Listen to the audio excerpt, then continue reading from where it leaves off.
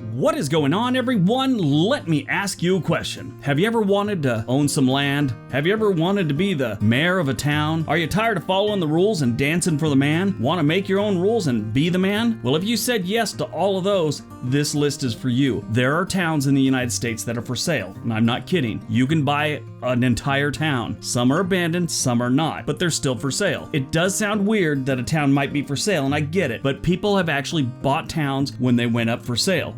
The actress Kim Basinger, at the time I think she was married to Alec Baldwin, bought a small town in Georgia not far from Atlanta in 1989. And just recently, in 2018, the small town of Tiller, Oregon was sold for under $4 million. The entire town, school, general store, all the property was sold. So this type of thing does happen. Those two may be off the market, but there's plenty still for sale. Let's take a look.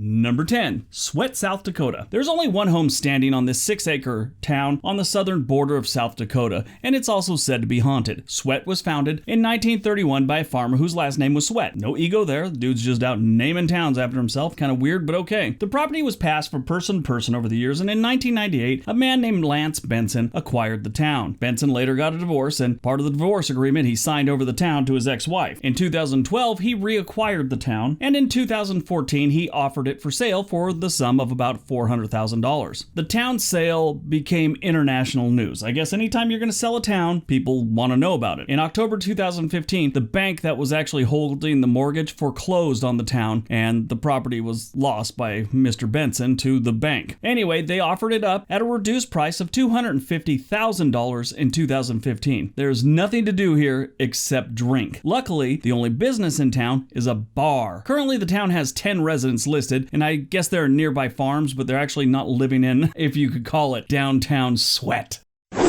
Number 9, Cal Navarre, Nevada. Cal Navarre is off on a lonely stretch of Highway 95 surrounded by mountains and endless miles of Nevada desert. The town isn't far from the California-Arizona border, which is how it got its name. Nancy Kidwell is the owner, she's the mayor, the police chief, and she wants to sell the place. Nancy and her husband Slim bought the property in the 1960s. And if you can give her $8 million, the town, with its casino, general store, airstrip, and 250-ish residents, are now your problem. Strange little note about Nancy, she and her husband Slim sold airplanes at the Torrance Airport a couple miles from where I grew up. This is back before I was born. Elvis Presley filmed a scene of one of his movies in their sales office at the Torrance Airport, which again, not too far from where I grew up. Slim was 30 years older than Nancy, and he passed away in 1983. Nancy did the only reasonable thing a grieving widow would do. She married his son a couple years later. Son from another marriage. Wasn't that weird? Anyway, Nancy knew how to keep it in the family. Sadly, they hadn't even got to the 7-year itch part before Slim Jr. passed away after 5 years of being married to Nancy. I think they need to start investigating Nancy. I'm just kidding.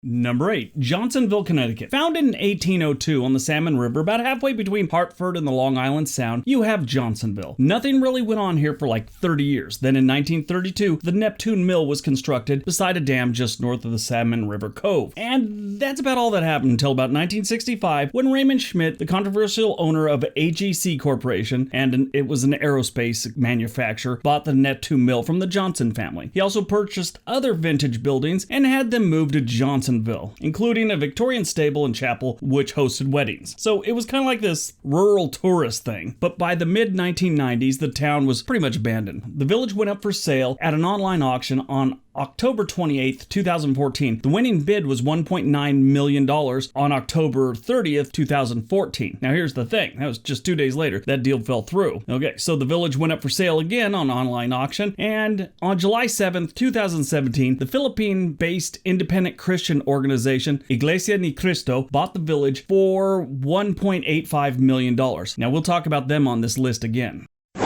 Number 7, Henry River Mill Village, North Carolina. If this North Carolina town looks familiar, it's because this abandoned community served as the location for Katniss Evergreen's home in the movie The Hunger Games. Actually, I think it was in all of them. Anyway, it started out as a town, not a movie set, in 1904 when they laid out the mill and the village on a 1,500-acre plot of land. It was chosen for its hydropower potential. It was right next to the river, so it's kind of a no-brainer. The mill was incorporated as the Henry River Manufacturing Company in 1905. In 1912, a steel truss bridge was built crossed the Henry River, which helped the community grow. When it was completed, it was supposedly the highest bridge in the state of North Carolina. During a 1916 flood, it was like the only bridge that wasn't washed away. In 1960, a new concrete bridge replaced the steel truss bridge, and the rest is history. In 1977, though, the mill burned down. Lighting was the suspected cause. If you want to purchase this little piece of the Hunger Games, it'll set you back about $1.4 million. That's the 72-acre town's current asking price.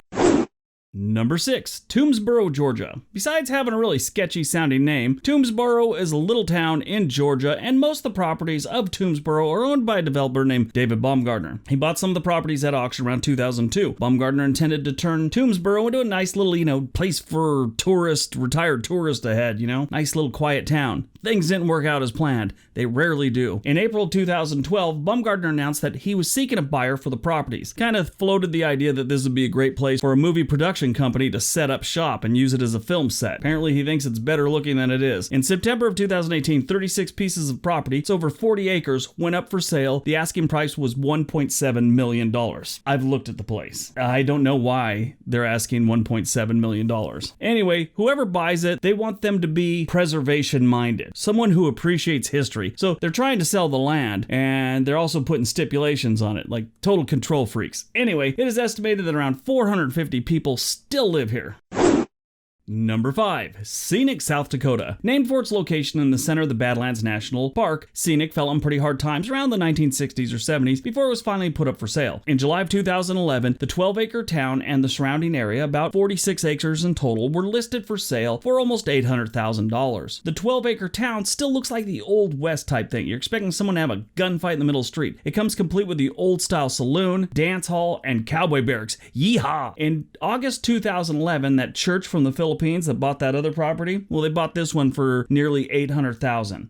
At least that's what the county records show. The church never said what they bought the land for or what they planned on doing. In 2014, Daniel Simmons Ritchie of the Rapid City Journal wrote that the church has done little with the town since its purchase. The following year, they start having services in the town, and, I watched some videos, and the townspeople were not happy about it. Not like there's a whole bunch of townspeople there, but the ones they talked to they weren't into it. Anyway, the word cult kept popping up when I went down that rabbit hole of reading about this place. I don't know much about them, but that seemed to be the theme of most things I read about this church.